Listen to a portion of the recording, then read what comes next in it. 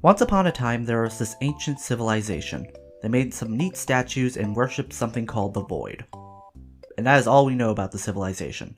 So I guess they then promptly died on the spot, and we're never going to mention them ever again. Hundreds of years later, there is a land known as Hallownest. Well, not yet, but soon. There's a moth tribe who worships a moth, which is a bit egotistical. This moth was a god, I think. She was a benevolent god, and everyone was happy. Also, everyone has a bug. That should have been something I said at the beginning. One day in the land of not yet Hallownest, there was a worm, spelt with a Y. A worm is... well, I don't know, but personally it's my theory that they're all idiots. For example, they have the ability of foresight and reincarnation, and despite that, all of them are dead in the game. How is that even possible? Anyway, this particular worm thought, man, am I sure in the mood to establish a monarchy and denounce the god of this land. And then he did. Using his ambiguous magic abilities, he seals the Radiance into the Dream World, which is a realm that contains a bug's dreams and aspirations. The Radiance was eventually forgotten, and everyone was still happy. So the worm declared himself as the Pale King. Then he constructed Hallownest, spelled with an A, and his reign was unanimously positive if you ignore the Mantis tribe, Moth tribe, some of Green Path, and all of Deep Nest. He also married the White Lady, who was a tree. Early in his career, he built a glamorous city, right under a lake, and because of that, it constantly rains. What a fucking idiot. Also, he built his castle below the city, and his castle is littered with buzzsaws. Why are you like this? I guarantee you none of your subjects can even traverse this. Anyway, he also found this place called the Abyss, and it contained this thing called the Void. He uses Void in his morning coffee, and to create sentient life.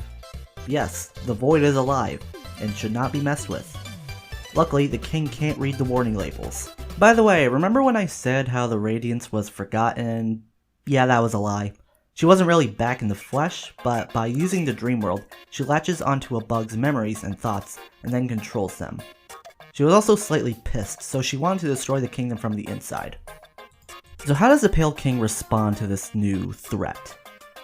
Well, Void can be used to create sentient life. However, these creations tend to lack emotion, or thought. So, if we had the Radiance sealed away in a bug without any dreams or thoughts, then the Radiance wouldn't be able to control that bug, and then effectively be trapped. I know what you're thinking, and yes, it doesn't make sense. The king and queen had a child, and that child was made of Void. Yes, they were going to use their child as a vessel for Mothra. The child, however, wasn't actually void of emotion, so they threw him down into the Abyss and had another child. And then another. And then another. And then another.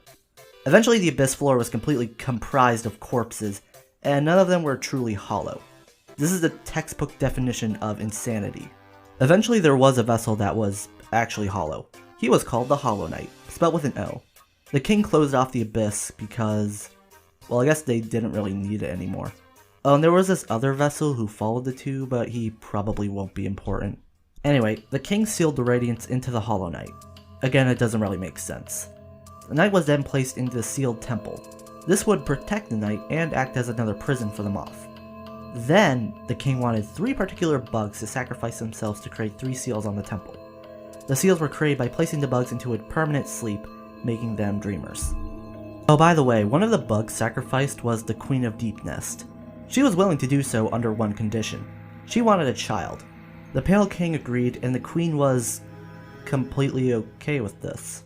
The child was named Hornet, and looks nothing like a hornet. The seals were placed, and the king went to take a long rest. Through their sacrifice, Hallownest lasted eternal. For 5 minutes. By the way, remember how I said the Pale King created a vessel that was void of thought and emotion?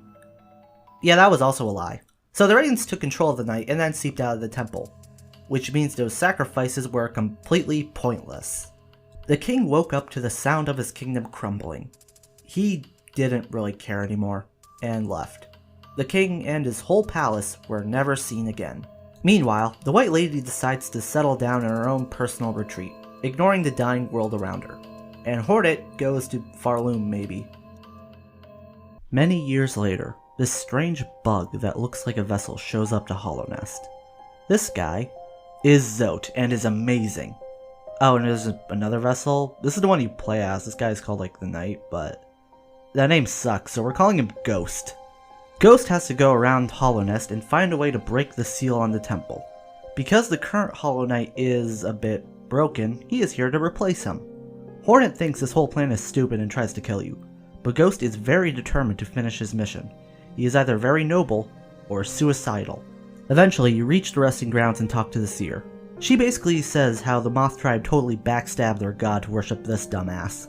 Honestly, the Radiance is the victim and did nothing wrong. And then the seer gives you a neat nail to kill those dreamers and break the seals, which Ghost does. So now Ghost can enter the temple. But first, he has to talk with the Hallownest rulers. The White Lady is just chilling and gives you half of a neat charm. The Pale King is dead. Yeah, you find him on his throne and he's just dead. But you do get the other half of the charm. You now have the option to head to the Abyss, which has a bunch of shades. The charm becomes the Void Heart, and now you can actually fight Mothra. Or you could hang out with Dracula. I think you know which one has more precedence. You can also find this bug in the Junk Pit and refight every boss in the game. If you fight the Radiance here, you get a special ending. But good luck doing that. To get the regular ending, you head into the temple and fight the Hollow Knight. You can then enter the Knight's dreams and fight the Radiance. With the assistance of the Shades, the Radiance is devoured by the Void, and Hornet goes to get lunch. And that is the end of Hollow Knight. Now we all wait for the sequel, Hollow Knight King of Cards.